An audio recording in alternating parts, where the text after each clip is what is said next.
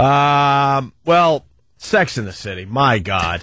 My God. Who can wait? This movie's going to be a disaster. Anthony figured out it's going to be a disaster because only chicks are going to go see this movie. Chicks and gay guys. This isn't even one that girls can drag their guys, friends, boyfriends, husbands to. This is so beyond that. This is not a chick flick because all of us get dragged to chick flicks. Mm-hmm. Trust me, all of us. And you could go, not me. We've all been dragged to dragged to a chick flick. But the Sex and the City phenomenon, it's a girl thing. Like, the girls have to get together with their girlfriends and make a night of it. Maybe get a few Cosmopolitans and drink a few martinis like the girls do. And get dressed up in the latest fashions. Oh, great. I hear this music. I want to vomit. Yeah. The women out there, they're going to make a night of it. Yeah. Let's go to the trendy restaurant in Columbus, Ohio, before we see Sex in the City. Because let's be honest. Because, I mean, everyone's thinking New York, New York, New York. Mm-hmm. But there's women all over the ball field. They're going to go with their girls. So they got to find the trendy spot in Buffalo. In some crap hole. Right. And it's just going to be... But they're all going to get dressed up. Let's go to the premiere. Yeah. We'll dress up like the girls. Who do you want to be? I'm going to be Carrie. You be Samantha, because you're a slut. You be Carrie, because you look more like a horse than any of us. And then they'll go to this, and then they'll go, well, why don't we go out for some cocktails? And they'll go hit the local dive and try to pick up guys and think it's going to be like Sex in the City. Yeah. Meanwhile, they're just going to get ravaged and kicked out of the house. Oh, my God. You hear what happened here in New York, though? Greatest story. Greatest story. And then we got your angle on the whole thing as far as what they should be doing with this movie. But first, the New York City premiere at Radio City on Tuesday night left a few hundred women out in the rain. Oops. I heard that the broads from this movie, they bought all the tickets for their own premiere. Yeah. So no one was allowed in. So all these women got dressed up like the girls to see the movie, and they're standing out in the rain. They thought they were going to be red carpeted into the Radio City Music Hall. Yeah. For the big premiere. Yeah. All dressed up like the girls from Sex and the City. Yeah. And a lot of them just got left out in the cold. Yeah. And it poured rain. I mean, buckets of rain. So they're standing out there soaked like wet whore rats. I love it. Just these dopes in the rain. And, a couple of girls coming from Canada, was it? Yeah, look, and they're dressed up like the girls from why wouldn't they be, Opie? They're going to the big premiere. This story's hilarious. The headline goes, 4 tickets to New York Sex and the City premiere, $3,000. I guess they spent $3,000 online to get tickets to the premiere. Tickets. 4 plane tickets from British Columbia, $4,000. 2 rooms, 5 nights at the Plaza Hotel, $9,000. Awesome. Missing the movie, worthless. They wore sexy high heels and designer dresses, hoping to walk the red carpet like their idol, Carrie Bradshaw. F. Carrie Bradshaw. Why didn't they put on, trash bags? Because we saw a picture of Carrie Bradshaw, a.k.a. Sarah Jessica Parker. It's in the paper today. It looks like, look at this, Jimmy. So it looks like she's wearing a trash bag.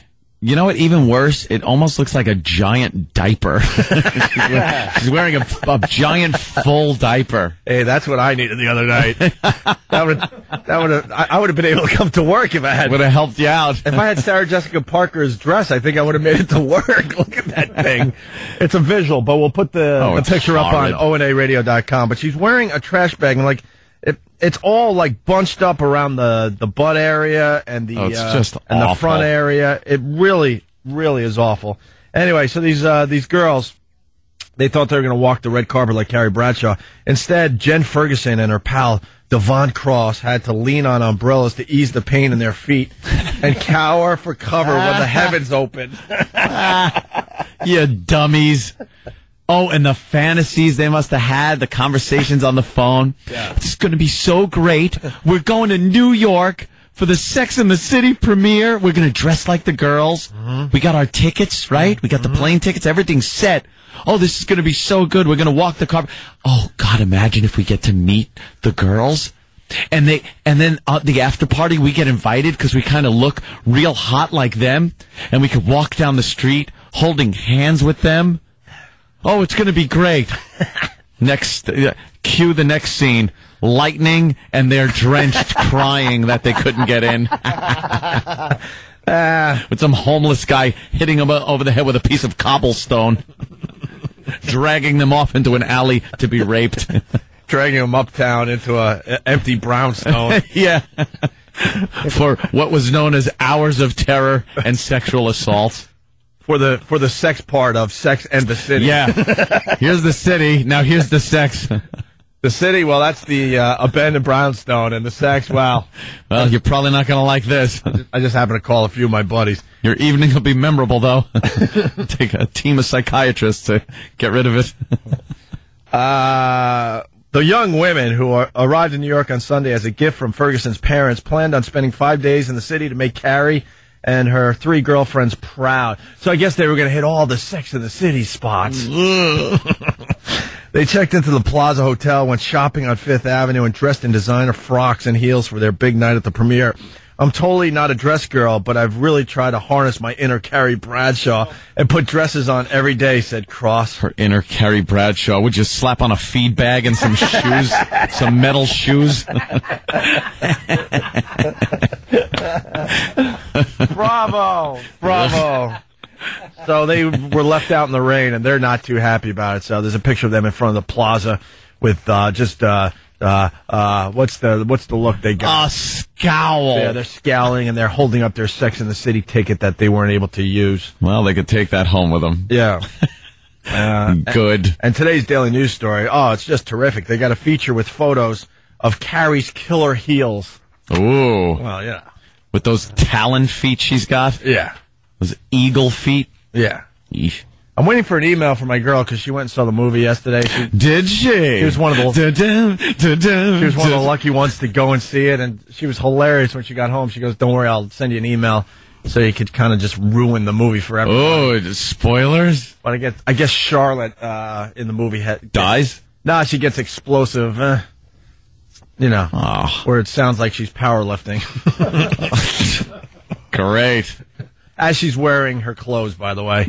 Oh, they're doing the same story we're doing. Yeah? Oh, no.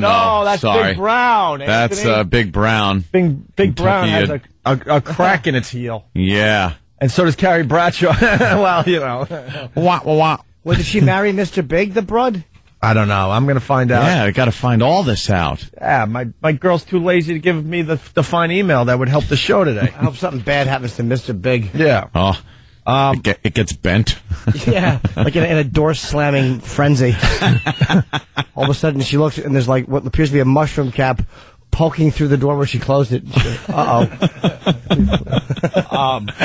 By the way, Anthony has the solution because they didn't think ahead with this movie. It's not gonna do okay at the box office, but it's not going to do great numbers because you're not going to get guys to go to this movie whatsoever. Yeah, you're cutting half the population. Because like we said to start this break, this is a movie for women to get together and go together. They don't want their guys to go. They're not going to be dragging us to this movie, thank you. Beyond chick flick. Right, but Anthony's got a solution to that. Yeah, they should end the movie with some horrific murders and accidents where they all get killed in like Sam Peckinpah graphically horrific ways. See, where they get killed because then the women would be horrified, but they'd already paid their money to see it. Right.